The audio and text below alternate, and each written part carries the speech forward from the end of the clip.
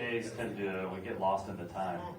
I'm really excited. First off, I'm Chris. If you haven't been here, I'm one of the co-founders of Nightmares Film Festival. Hi, Chris. Thanks. I am honored to get to moderate our first ever Nightmares Film Festival panel discussion. And this thing has the most badass panel ever. Look at these people. Yeah. Also, it has the most badass name ever. So if you were only going to one panel, you picked the right one, because this one's called The Untimely Murder and Extraordinary Resurrection of Horror Media. Woo! I know, I'm with you. I wish I was sitting out there with you. So what we're going to do first is we're going to meet who's on the panel, and I know you guys have had a chance to meet some of these people already this week, but so maybe you're hearing who they are for the first time or getting to meet them again, and then we're just going to dive right in for about a 45-minute discussion. So you want to go ahead and get started? Well, hello everyone. How's everyone doing out there? Good? Hey, what's up, Jay? I'm JK from Horror Happens Radio, horrorhappens.com, and Horrorhound. I'm sure we'll get more into it, but I talk with just about everyone and anyone, probably most of you in this room right now, on everything that has to do with horror. So thank you for having me, Chris, in Nightmares Film Fest. Thank you. My name is Tony Wash. I run World of Death, which is Bloody Disgusting's web series, features short horror films from around the world. I'm also a contributing writer for Bloody Disgusting, and I run Scotchworthy Productions, which is an independent production company that's put out a couple of features in the last couple of years. So, thanks for having me on the panel. Good afternoon, everybody. My name is Ahlissa Einhorn. I write for morbidlybeautiful.com. I'm a columnist and contributor, and at Morbidly Beautiful, we really focus on the independent people of the community. So thank you all for being here today. Thank you. Woo! I'm Anthony Pernicka, and I'm the owner of iHorror.com. And just for my reference, has anybody here heard of the site? Okay, good. That's good. Little ego boost. But yeah, it's just been an interesting journey from just starting on social media, promoting, bands or whatever back in MySpace, and then the journey from what that is to now. It still amazes me today when I see like the numbers jump as they do. But yeah, I look forward to your questions and helping you out in any way I can when it comes to marketing your movie on social. I'm Glenn Douglas Packard. I'm creative director and creator of the iHorror Awards. I'm also director and creator of Pitchfork, that's out on Redbox now. So I'm a filmmaker as well. And I'm also an Emmy-nominated choreographer that worked with Michael Jackson, Usher, Pink. Whoa. So proud of that as well. Awesome. Well, thank you guys. So I think for me, I'm a guy in my 40s who has worked in the business for a long time. And I grew up loving horror, which is part of the reason we're all here today. And for me, Fangoria was really important, and I bet it was for some of you too. Fangoria magazine, of course, was huge in the 80s. I mean, that was how you found out about what independent horror there was, and also mainstream horror. I see nodding heads, so I agree. I assume some of you agree with me. And then as we got into the .com era, things really radically changed, and now I think we've almost reached a point, well, we've definitely reached a point where Fangoria's future is really questionable. So Anthony, I thought we'd start with you. Can you speak a little bit to where we are now, and what I mean by that is, how would fans, new fans specifically, find out about horror, find out about independent horror, and where you think we're going? And then we'll just go around and hear what everybody has to say. Yeah, the interesting thing about social media is also the really scary thing, is because it's changing like so fast. Right now, we had Facebook back in the day when I only had, like 100,000 fans, and I would post something, and maybe 20% of those people would see it, but now I have 3.4 million fans, and Facebook just gets to tell my fans what they get to see, based on engagement and stuff like that. And if you're liking my post or if you're sharing it, then Facebook is putting their little, algorithm, okay, show more of iHorror stuff to you because you like it. But, what was the question? Repeat. It was a good answer, though. It was a good answer. Where do you think we're going? Like, how would fans discover new horror, independent horror? Well, it's okay. Right now, it's funny because it's almost like Google is becoming less. Like, I was so about, like, we got to get on organic rankings and we got to get on the top of Google. But now Google, and just a little shout out to him, he did one of the first Netflix lists, and that thing shot on the top of Google, and probably was the day that iHorror shot up to like 5 million views in one day and like crashed the site. And I'm like, wait, okay, we gotta build a bigger ship. So, but now Google's like all front pages, ads. So they're trying to compete with Facebook, and I'm noticing just the way we get our viewers is just that one random post that goes out there, and having horror influencers like my friends on the panel here and people that follow me on Instagram just share it out to their friends, and then their friends see, like, even though they might not have ever heard of iHorror, they're interested in this paranormal subject that we're writing about, and it's word of mouth, and that's how it's been, and that's how we've grown. And Facebook is evolving right now, and we're evolving with it by, like I said, bringing in more of the community. It's no longer like, iHorror trying to, push as many as we can. Now it's like, hey, Crypt TV, like, I'll share yours if you share mine, like, Dreadcentral, like, I'm trying to be more inclusive of everybody and see how we can all help each other until, Mark Zuckerberg comes out with, like, virtual reality Facebook. So, but, yeah, that's, I hope I answered the question, too. I don't want to spoil the questions the audience is going to ask, but I have personally been wondering, and I'm sure they are as well, how did you get so many followers? I mean, you said I only had 100,000 followers. I mean, and I bet you everybody in the audience was like, holy shit, I wish I had 100,000 followers. How'd you do that?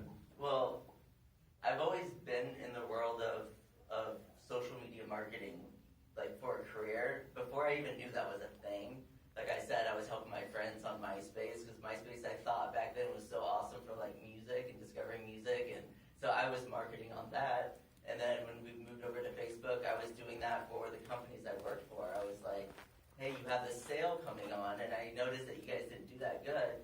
Let me run your social from now till the next sale, and we'll see what happens. And the next sale that happened, granted, this was probably like 6 years ago, so the algorithm was different, but that next sale, they had cars out the parking lot. They couldn't sell it. Like, it was crazy, and it happened to be the owner of the company was there that day. He was like, I don't know what you did, but you now have social media of all my companies. And that was going from Texas to Florida to Washington. So ever since then, my day job has been a total immersion in social media. So when people like read, blogs and stay up on that, for fun or after work hours or at lunch, that's my work during the day. So, and it just works perfect that it meshes into the horror world, because I'm reading all those, what's the best way to maximize, an article. And for some reason, if you do a list, do a list that starts with an odd number, because people click on that more than even numbers. Like, okay, like, who did that, like, thing. So, and then, I just try to stay on top of that. And then other, like, more secretive tips of the tricks, and they're not secretive, you just have to dig into it, would be Facebook is so powerful. They know so much about every single person. And you also have like Facebook coding on my website. So Facebook builds me a list of everybody who goes to something about Netflix. Everybody who goes to something about The Walking Dead. Wow. Or everybody who goes to something about a film festival. So when I create a post, I could either do this organically, have that post just sent to the people that are interested about film festivals. So I know I'm not really going to send this message, even though I have 3.4 million fans, it's not going to focus on the one that just really wanted to see like some gore porn stuff, like I go to the more like indie artists. And that helps the reach, because those are the people that are interested, those are the people that like and share to their friends, and that's how it grew. And it felt like, I think my whole team of writers were in a little group, and we like egg each other on with benchmarks, and it was always that million, like, come on, we gotta get the million. So it was just about having great articles. if I do an organic post, and you can do it without money, but if you see a post doing really well and you have that bucket where I want to push the ads to, then yeah, I would put like $25 on it or $5. They recommend, and when I talk to other businesses, usually it's salons and stuff, but they recommend putting a boost on every single post you do now. Like, yeah, because I've been noticing that if I don't put a boost on it, my 20 favorite people see it. Yeah. That's it. You have to boost it now. it's the way the algorithm is. It's really weird because you can even look on our page. Like last night, we posted a trailer for Netflix that they requested for us, and I don't know what it was. If it was the thumbnail I chose or what, but when I posted it, in the first 5-6 hours, it jumped up to about like 300,000 fans, and I think right now it's at like 600, and that's faster than usual for me. So, and that's all organic. So some posts I'll see will get into the thousands or whatever just from organic. A lot of those are just like I had some writers that just focused on like horror toys or things that people are really like interested in, and those would go really viral. And then I'll have a review that might be more like boring to other people that are interested in that movie that might get like 100 likes. So there's a big difference. Sorry to interrupt you, I thought you were finished. We're going to come back to social media and how... Yeah, there's a lot to talk about. There is a lot. We could spend like the next 2 hours talking specifically how to get more people to see and be interested in you in social media. But I want to hear from some other panelists. That was a direct shot at you, Anthony. Listen, I'm just pissed because you have all those Facebook followers. I got this whole venue. I don't have a fraction of that venue. Listen, I can hang on to it too. I can also shut all those off. So I think what we were starting with was, let me ask a question. Does everybody on the panel agree that social media is how new, young, old, experienced horror fans would discover new product right now? For sure. I would say so. If I may add something to it, though. Please. And this is coming from a much 3 fans, not 3 million fan perspective of it. But, when you look out in the crowd, and I see the crowd here, one of the thoughts from everyone out there is, getting that notice, whether it's social media or whether it's iHorror, whether it's Dread Central, Bloody Disgusting, whatever it is, and how if you don't have a certain amount of followers, you don't have a certain product, you're kind of pushed to the side. And that's one thing, I come in and I do, I guess, I get the opportunity with Horror Happens and Horrorhound. When you deal with social media, it's fascinating because, you have a lot of different fans of every generation finding out, but at the same time, it's what they're finding out. Social media is exceptionally tricky to maneuver. I mean, most of us don't have the ability to be able to do it 24 hours a day. I know I don't. I gotta make a living. I gotta pay bills. I got 2 dogs I gotta take care of, mind you.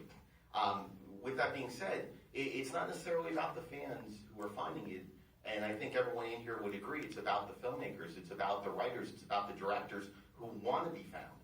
And that right there is a really tricky aspect to it. And for people like me, who was doing constant content over and over and over every single week, over 1,150 interviews, over 235 episodes of the show. Woo! Been doing it forever. Thank you, Jeff. I appreciate that. Knowing the name out there, it makes a difference with it. So I don't think it's about the people finding it. I think in this case, it's more about the filmmakers and the professionals wanting to get it out there and whether they can get it out there. Who wants to add to that? Yeah, I think everyone has really good points, but for me personally, I'm going to take a wild guess since I'm the youngest person up here. I'm a 90s baby, and for me, I grew up with the internet. Me finding social media and finding out about these guys and the filmmakers was commonplace on the internet. So to me, I think it's essential for not just the filmmakers and the fans and the writers, but it's essential for you to find your community. Whether that's in person, on your couch, or on the internet. Like, I personally joined Instagram because I discovered their huge horror community. That was the only reason why I joined. I had Facebook. I didn't need to socialize any more people I knew. I wanted to connect with people who were my people, the horror fans. So my recommendation is just to find your niche, whether that be on a Facebook group, Twitter, Instagram's really great, or just take the time to find a website that produces content that you really like, and just click and share. Actually read the content and figure out if it's what you like.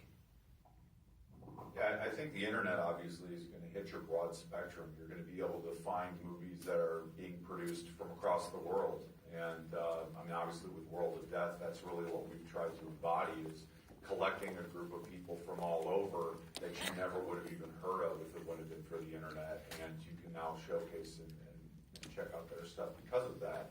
But at the same time, on the stark contrast of where you're coming from with 3.4 million followers, when I first produced my first movie 10 years ago, I went to conventions and festivals and promoted it with word of mouth. Yeah. Apparently I'm... just stop talking about festivals. Oh wait, we're at one. Yeah.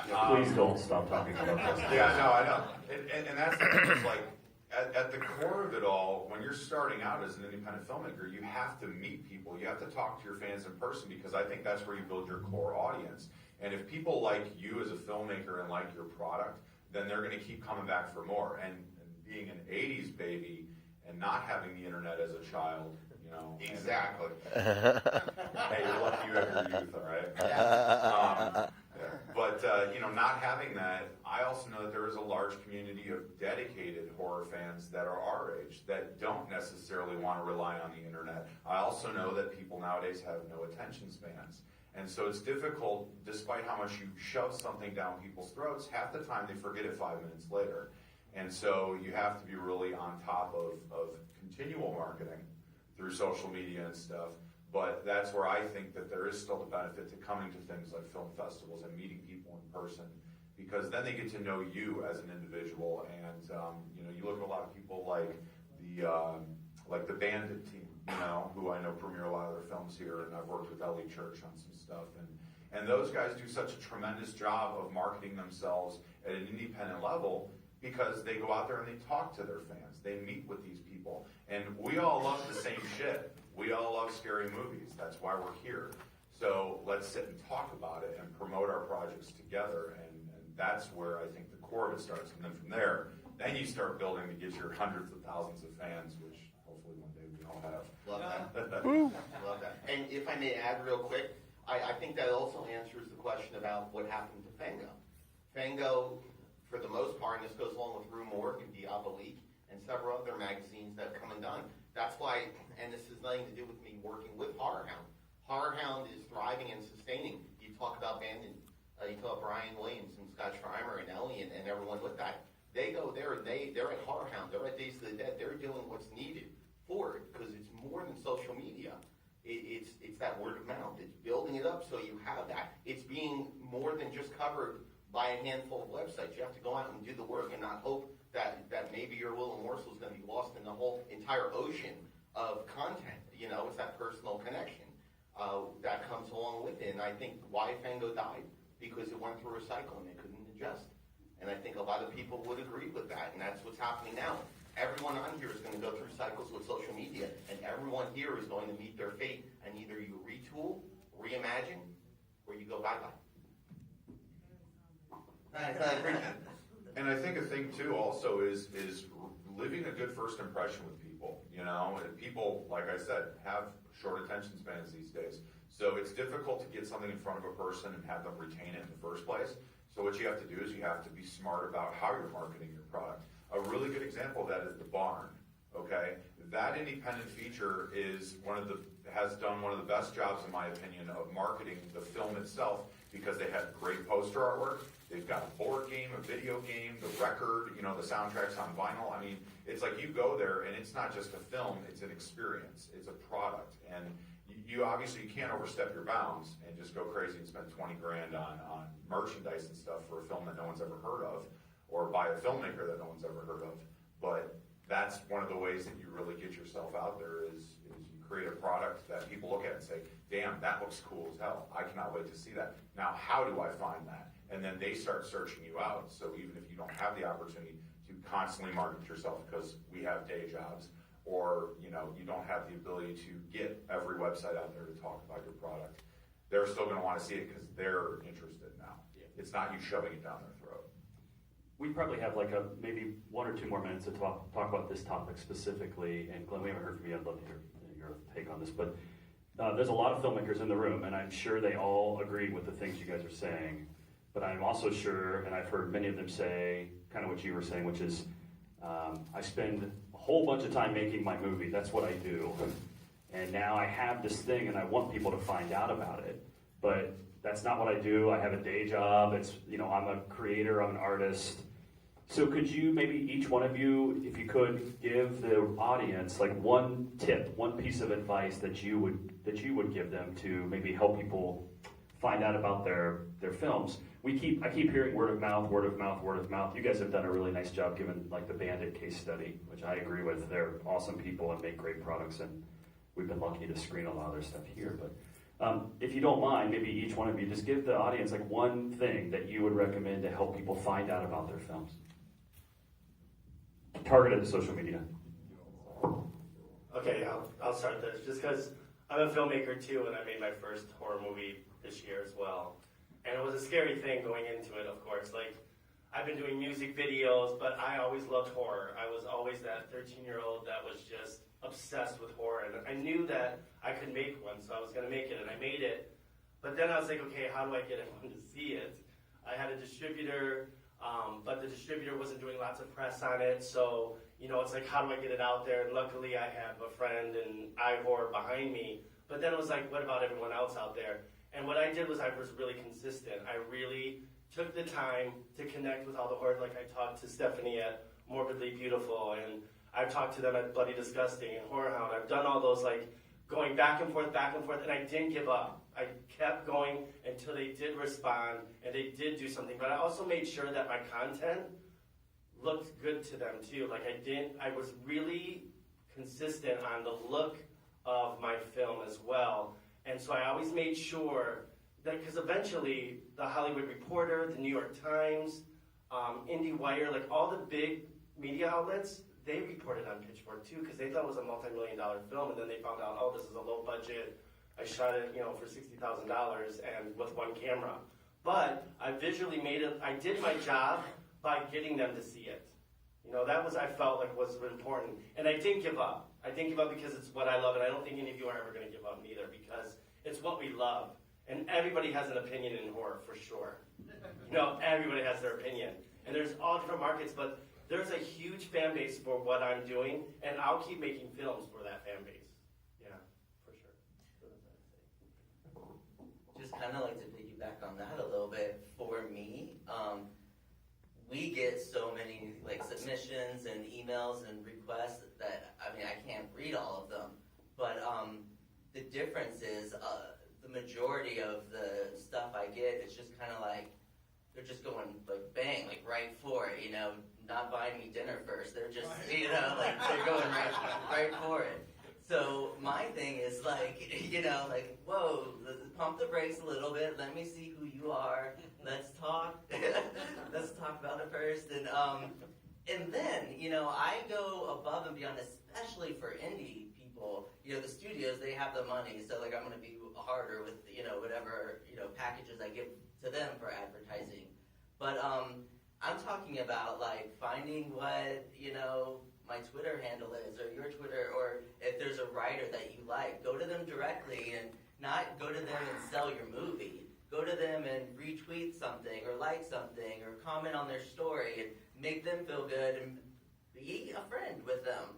And that's how, when you come up and say, hey, I have this movie coming out, do you mind, checking out my trailer, review? I remember you, you're a nice guy, you support iHorror, of course I'm going to do that. The ones that don't do that, and they just go right for the, here's my movie, do a review, whatever, PR, logo at the bottom, I usually just send them over to my editor-in-chief, and you go through them and see what you want. But the ones that do that extra, there's a few people that might know, like I go the extra mile for you, so just, be human, be real. Like, we don't want to be, like, sold to, like, Yeah, we're not machines. We don't just Yeah. click Just out. be my I might be a Terminator. I just want friends. That's why I did it all. Like Anthony said, help me, I'll help you. You know, be cool to me, I'll be cool to you. We're all in this together kind of thing. And for me personally, I like to see the filmmaker or the press person give it an effort outside of emailing me or my editor. Like, I want to see you going out there on your Twitter, on your Facebook. I want to see like you active about it. I want to see you excited about it. I don't want to just hear about your film just from your email you sent me at 12 a.m. I want to see, like, I want to hear about it. I want to, make sure you had an effort. Another thing I like to mention is that honesty is key in your presentation. A couple of these guys I was talking to this weekend were talking about Better Watch Out and how the trailer completely gave it away, was not the movie they signed up for. And I've encountered that with screeners I've been sent. I've watched the trailer and I'm like, oh, this looks cool. Watch the movie. Not even the same camera quality. Like, they sent me something that was completely false, that was not true to their film or their project. So, show your effort, and honesty is key. One of my favorite quotes is, luck occurs when opportunity meets preparation. So, everybody up here is saying persistence is everything. It's your dream, so you have to go after it. If no one else, is going to support you, you need to support yourself. Well, your mother will probably support you. But other than that, mine's my number one fan, of course. But yeah, it's, I've been producing films for 12 years now. I always wanted to be a director and kind of became more of a producer, which I don't enjoy, but for some reason it works out. And it was first movie after going to Savini Special Effects School, promoted the shit out of it on MySpace, myself. And typing It's My Party and I'll Die If I Want to 1,000,000 times. A Choose Your Own Adventure horror film. Yes, I did just promote that. See? That's how you do it. Don't watch it though, it's really old and really bad. But then from that, it went to my next film because people saw the first one and saw how much I promoted it, and they thought, okay, this guy's got something going on. And I'm not trying to pat myself on the back, but the way that the project was presented and the way that I presented myself and my team is what ended up giving people the idea of saying, well, look, these people are serious, let's work on something. And then we built the next one, and the next one from there. And it went to High on the Hog, which stars Sid Haig, that's coming out soon. And then from there it went to, South by Southwest. And, then my next film is being released by Sony. So you have to build upon your previous experience and your previous product, and you never give up. You absolutely never give up, no matter how disheartened you are, no matter how much money you spent on it, no matter how many relationships you fucked up because of it, excuse my language. You just have to keep going, because if you don't go after your dream, no one's going to give you credit for just giving up and moving on and doing whatever. I was at Fantastic Fest last year, and how many of you know who Snow Fort Pictures is? Anyone know who Snow Fort Pictures is? A few you do. Travis Stevens, who's the head of Snow Fort Pictures, one of the heads of it, was doing the keynote for it. And he brought up something that I reinforce, and I see a lot of people out there kind of zoning out right now in the crowd. And that's okay, because you know what? It's a short attention span. What did you say? Zoning out, yeah. Make me squirrel, and I appreciate that. So, anyway, the point is, it's more than just a short little burst that gets the crowd going. You've got to be willing to know and be able to talk about your film. For me, who my conversation averages 30 to 45 minutes. I know it's not short burst. I know it's not a blurb, a press release. For me, with the radio show, I am a huge person about getting to know the intangibles of what you do, about the film, about where you came from. When I do my interviews in Horrorhound magazine, how many of you know who Black Fawn Films is out of Toronto? You should all know them, because they're putting out 8 movies in a matter of 2 years, and each one gets better and better and better. And why are they in there? Because not only can they do a quick soundbite to talk to you about it, or send out to iHorror or the other publications, but they can sit down and talk for 20, 30 minutes about the films, multiple films. I know several filmmakers in here have multiple projects. In fact, I was just talking earlier today about one particular talent in the audience who had several at Horrorhound weekend. You've got to be willing to be able to talk about, in the short as well as the long term, being able to flush out why your idea is worth the time to talk about, and then even more. And that's the biggest advice, and that comes from professionals who are way above my pay grade when it comes to it. And that's something that folks need to do, because the aspect of talking seems to get lost after the 30 seconds of initial press. Those are great answers, thank you. So in summary, authenticity, networking, and persistence. You did that really well. Listen, it's my next job. I'm going to open it up to the audience in just a minute, but I do have a second question for you that I think is, really important. And you guys have touched on some of the answers already, but that is, two things have coalesced, right? We have digital technology, which has made it much easier to make films. I think everybody would agree with that. And we're still trying to understand what the digital technology really means. Thank you for nodding, specifically you, Lucas. You're so close to me, I can see you now. So, in summary, there's a lot more films being made because of digital technology. And then in addition to that, we have the loss of traditional media and the emergence of social media. So the product of that is kind of the short attention span you keep talking about, or there's so much to talk about, it's difficult for any of us to know what to talk about. So again, understanding that there are filmmakers and fans in the audience today, can you talk about how you decide what to pay attention to? What catches your eye? And I think they'll agree that'll be really helpful to hear. So whoever wants to go first, take a step. Ladies first. Moi? Some of it's personal preference. Some things I just don't care for. But as a writer, I get the great opportunity to look past that, to be in a place of neutrality and try new things. You have to buckle down and be like, all right, I'm sick of zombie movies, but someone sent this to me, and I'm going to put my own opinion aside and watch it. And most of the time, I'm genuinely surprised, and it's a positive experience. So, what was the question? What catches your eye? Oh, yeah. What catches my eye? Shiny things, usually. Originality. Obviously, appeals to everybody. Original things. I don't want to say marketed things, but things that are appearing in the feed. It just depends on things you already have. It's personal preference. Unless like an editor requests you do certain things, but things that go outside the box, originality, and things that are classics. People that go upon the classic tropes and slightly tweak it, but they don't take away the essence from it. We all love like a classic vampire movie, but a slightly different element is what really amps it up besides everyone else appearing in that feed. It's crazy because mine comes from, so I worked with Lou Pearlman, who created NSYNC, Backstreet Boys, Britney Spears, and he's dead now last year, thank goodness, actually.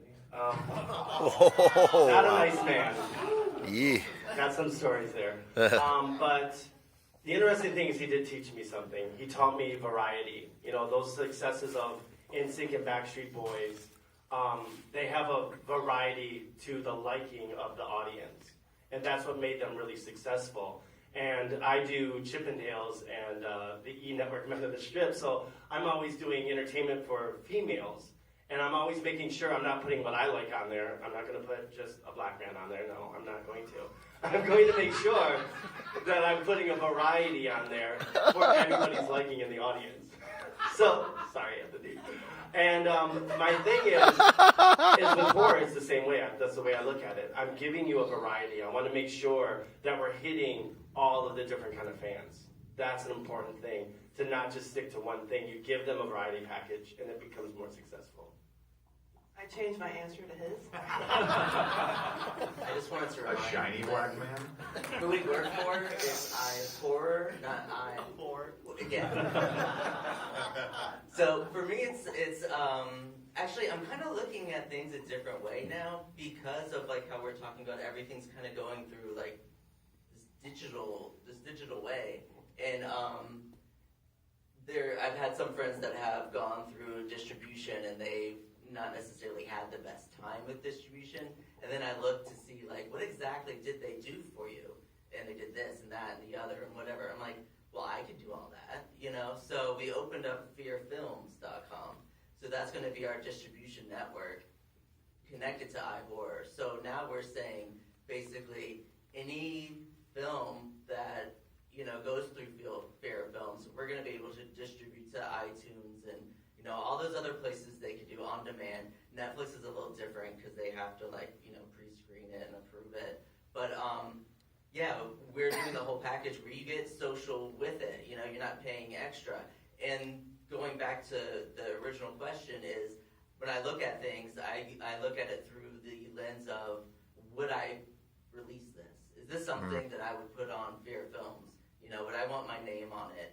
And it doesn't have to be $1 million thing, you know. If it just is interesting, you know, it could be shot on your iPhone, but if it's interesting, it's all, you know, story. And like he said, that could be, you know, from gore, that could be from like Silence of the Lambs, kind of, you know, mess with your mind, you know, Stephen King type stuff. So, yeah, right now where I am, I look at that kind of content. My writers, of course, I give them free reign to do whatever, you know, just interests them. And that's how we get so much diversity. So their answers would be different, I'm sure. I mean, earlier I had said that, you know, creating a good package that really sells your product is important because the first impression is everything. But you have to back that up with a quality product. I think that you can get someone's butt in the chair to watch your movie. You can get someone at a convention to buy your Blu-ray from you. But ultimately, if they take it home and they don't enjoy the experience, they're not going to come back and buy your next film or the one after that or the one after that. And you're going to lose audience members instead of gaining them. And I think that part of the problem with digital media being this gateway to allowing anybody and everybody to make a film is that it's really created this gross cacophony, which is not the right word technically because that's audio-wise, but you know, for lack of a better term, this gross amount of films that a lot of them just have no content at all to them. There's no quality to them. And as a horror fan myself, obviously growing up loving the genre as much as I did to where I wanted to immerse myself in the genre for a living, that's important to me. I want something that I can enjoy. I don't want to just watch a horror movie because it's horror. I want to enjoy the movie that I'm watching. And a lot of people, I think, you know, every film producer in this room should know that pre-production is key. You can never have enough pre-production time. And I think that a lot of people nowadays, they too often go into just saying, well, shit, I've got a camera. I got one in my pocket right now on my phone. I can go make a movie. And people are putting iPhone movies in Sundance and, you know, getting it out there on Netflix and stuff. So if they can do it, I can too. But what they're not being conscious of is that shooting a movie doesn't just involve putting a image on a video clip and then putting it out there and promoting it. It's the production value that's really going to get your audience in there along with the story, you know? And a lot of people nowadays just don't focus on that. Super duper quick little story, 13-year-old in World of Death. 13 years old, that's super cool, right? This kid wants to make movies for a living, so he goes out and he's gonna do this. So he brings me this movie, shows it to me, and it's about him basically in his backyard with his mom's video camera. And he's got a wheelbarrow with a garbage bag in it. And he's burying this garbage bag in the backyard. And the movie's murder, okay? Great idea, right? 13 years old. That's kind of disturbing, but I love it, okay? This is the future of America, okay? The issue, though, is I told him, I said, look, buddy, like, this is great, but your garbage bag is this big. So you look like you're burying a cat. Go back now, taking a scene from our favorite horror film, House, who the director, never mind, I take that back. Tom Holland is Fright Night, sorry, not House, that's Steve Miner. Taking from one of those scenes from House, go back, take your mom's camera into the backyard again, put like 7 piles behind you, and put 8 bags in the wheelbarrow, and now it looks like you've chopped up a body. You're 13 years old, you've basically taken apart this corpse, and now you're burying it all over your backyard. Now that's cool. And he didn't want to go do it, and it would have taken him, and that's fine, it's totally cool, you don't have to take the idea, but it would have taken him an hour's worth of time to really beef up just the impact that I think his movie would have given to his audience. And that's a small example of adding production value for next to nothing except for just a thought. His mom may not be your greatest supporter. Actually, she emailed me once on Facebook and was like, you know, I really appreciate the fact that World of Death has opened up the opportunity to show my son that his dreams are possible of being realized. Well, she's awesome. Yes, she is. If I may say something really quick, just to go off what you said. I love talking to young actors. I was talking to the little one in White Doomsday. He was incredible. He plays Riley, and he was incredible. And one thing I find more and more and more, and everyone laughs, tends to laugh because of the fact burying bodies in garbage cans or in the backyard in garbage bags. You see a lot of support with the parents that it's a creative outlet for them, and it's a controlled creative outlet because they understand where their kids are coming from. And that's something I find fascinating. But I got to say something, folks. I am definitely wrong person on this panel. I really am, because, for me, when it comes to selecting content, it doesn't have to do with the visual box. It doesn't have to do with the production standards. It has to do more with the fact that the people out there are willing to just put something out there. I've talked with a lot of people in my life, and some of the stuff I've talked about is absolute crap. But who am I to judge your crap based on the fact that I've done nothing? And so you deserve the opportunity to talk about what you do, whether it's crap or not. And that's something for me, because my platform, I can offer that versus other sites that they can't, because there's numbers and there's analytics and there's sponsoring stuff. And I'm not cool enough to have that. So with that being said, I come from a background of retail where I had things in my hands, books, CDs, DVDs, remember DVDs? VHS, remember VHS? All that in my hands, and it's tangible. How do I select my projects? I go ahead and select my projects because I don't have a selection process. I give everyone an opportunity because they deserve it. Well, I think you should be on the panel then. That's a great answer. Woo! And to clarify, yes, I agree with you 100%, because I think that anybody who takes the time to sit down and from inception to completion, create a film, that is a hell of a task. It's an odyssey. Yes. So I give anybody credit for doing that. But as a fan, and as someone who also does produce content, it's important to me that you put effort into that content. Now, everybody has a different degree of effort, of course, and that's where, like, World of Death does not have a selection process. If you want to showcase your film through Bloody Disgusting World of Death, all you got to do is give us the video file, and we will do that for you, because we want to give everybody out there the opportunity, because you never know who's going to be the next Eli Roth, the next Ty West, and so you just have to, and that's the thing we were talking about earlier. All those guys, it's about this. These are the experiences that are going to make independent filmmakers today the big names tomorrow. I look at, I'm sorry for running low on time. You're good. Talking to Brad Miska, who runs Bloody Disgusting and produced the VHS trilogy, he used to tell me about how when he lived out in LA, him and Adam Wingard and Ty West and I think Travis Stevens was also part of the group, they would sit and hang out in each other's apartments and watch horror films and drink beer and bullshit. And they all met each other at these film festivals. And that's what you do, is you go to these things, you talk to people, because we all have the same shit in common, so why are we afraid to talk to each other? Get out there, shake hands, meet people, and network yourself. Amen. That's obviously a big part of what Nightmares Film Festival is about. Obviously, we're in year 2, but we talk all the time about better horror and networking and family and helping each other. I totally agree with that point. Can I say something, Chris? Sure. To you and Jason, everyone who runs it, you guys have done a fantastic job promoting that. There's very few. Woo!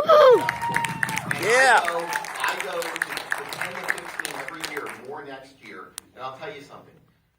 When you look at what this film festival in a handful, and I will not name the one that I was just out recently where I felt it didn't even do half of what you guys do.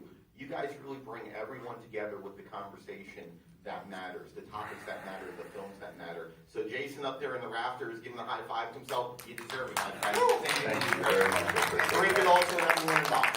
Appreciate that. We have about 5 minutes, and I imagine that we're going to eat that time alive. But who has questions for the panel? Please, go ahead. Is that Brandon? You guys have talked a lot about social media and how the internet is just imperative for up-and-coming filmmakers. But on the same sort of the double side of that, you've got that issue of torrenting. Can you guys talk about how you have to have the internet and social media to promote your film, but at the same time, once that gets out there, torrenting can just absolutely destroy independent film.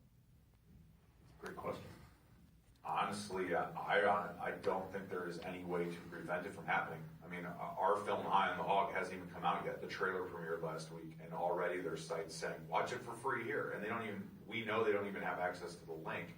It's just all these leeches that are out there trying to take advantage of somebody else's commodity. And it's going to happen whether you like it or not. As an independent filmmaker, there's no way you can protect your film 100%. Because if you send it out to a festival, or you send it out to a sales agent or a distributor, or to your next door neighbor, somehow, some way, act of God, it's going to get out on the internet, and you just have to accept that fact, because there's really no way to prevent it from happening, at least in my opinion. Maybe I'm wrong, but I think that with that being said, there's, 6.5 billion people in the world? Not all of them have internet, I understand, but you have more than enough people out there that can still make your product a successful one if you market it correctly and everything. And I don't think that that having it torrented, you know, even if it 10,000 people, like my earlier films, they're on torrent sites, and I can't email the moderator and say, hey, you got to take this down or I'll sue you, because I don't have the money to sue him because I don't have a lawyer, you know? And so if there's 10,000 people watching my movie for free, that's still 10,000 people watching my movie. They might all hate it, but at least 10,000 people watch my movie. And real quick, if I may add on to that, Chris Peckover, we talked about Better Watch Out, a tremendous film. You write about the trailer getting nothing compared to that. But he said, if you're willing to spend the time to watch my film and you hate it, you're still watching my film. I have a question for iHorror. You say that you're now involved in distribution. Are you going to get involved in production? Yeah, we actually have a couple things that are in the process right now. Some documentaries that are very current, but we can't really talk about it. But yeah, definitely that's a realm that I want to go into, and it's kind of like I'm doing it backwards, because when I started this whole thing, I did it because I wanted to be a filmmaker, just like Glenn. But I wanted to be a filmmaker, and I was like, well, if I make a movie, how am I going to promote this thing? So I started a website, a little blog, and then, I grew it up, and I built iHorror to one day be able to distribute my own film. I haven't made the film yet, but one day, we're getting there, baby steps. But yeah, we will be distributing, and we will be doing our own productions. And actually, I don't know if you've seen we have some original shorts that are being, the first one's going to be on October 27th. This great crew over in Tampa, St. Pete, Digital Caviar, and I worked on making this really cool, of course it has to do with clowns, that's the theme, but it's done in like a really, really cool way, and it's free, it's on my site. So, and as far as what you were talking about, the torrents and stuff, that's something that really worries me going into that area, because I've had people that asked about distributing their film, and their film was great, but I was like, it's already out there, it's everywhere, and it's been out there for a year or two. I don't know if so I would go. My idea around that would be a different kind of strategy about keeping control over your project, and then forming kind of like a campaign which involves social media, iHorror, and promoting dates, and really build this buzz about this one day on this one platform, like iTunes. And then on that day, that stuff releases, everybody goes to there, and then you jump up on that channel, because, the charts are going to reflect that those people are just, you're not dispersing it between iTunes and Hulu and, Amazon.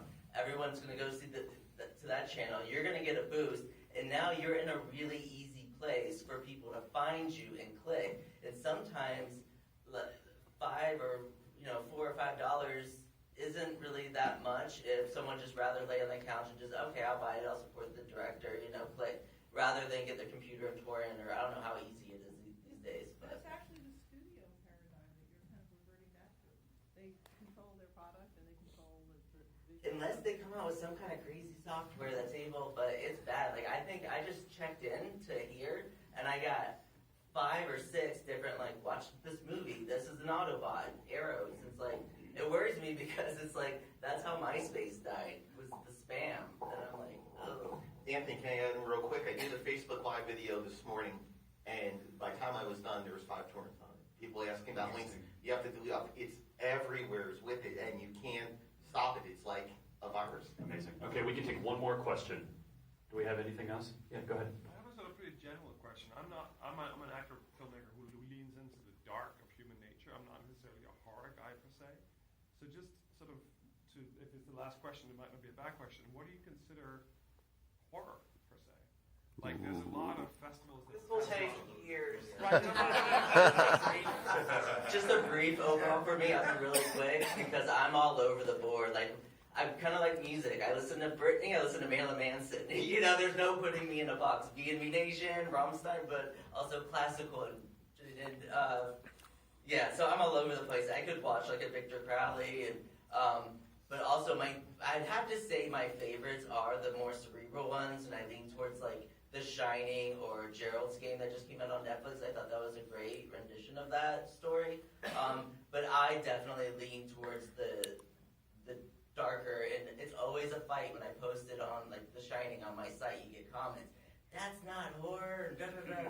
It's like he's skinning people and wearing their body. That's horror, you know. Like I guess it's subjective, but I'm all over the map with that. One more? Yeah, whatever disturbs you, whatever makes you unsettled. Like, I'm still scared of E.T., because that shit like, scared me as a kid. But, you know, I can watch The Shining 50 times in a row and, you know, sleep great. So whatever is disturbing and E.T. unsettling. wouldn't get programmed in a horror festival. There's no way. Yeah, that's a different question entirely then of what you're saying. Because the Nightmares Film Festival has a wide variety, and Three Dead Trick-or-Treaters is a great film to go to. Woo! It's so different than everything else you're seeing here, but it's what scares him. And I think the best answer is whatever scares you is what you should be following through, because it's going to be the best creative outlet for you. That's great. We're going to close on that. How about a round of applause for our panel? What a great conversation we had.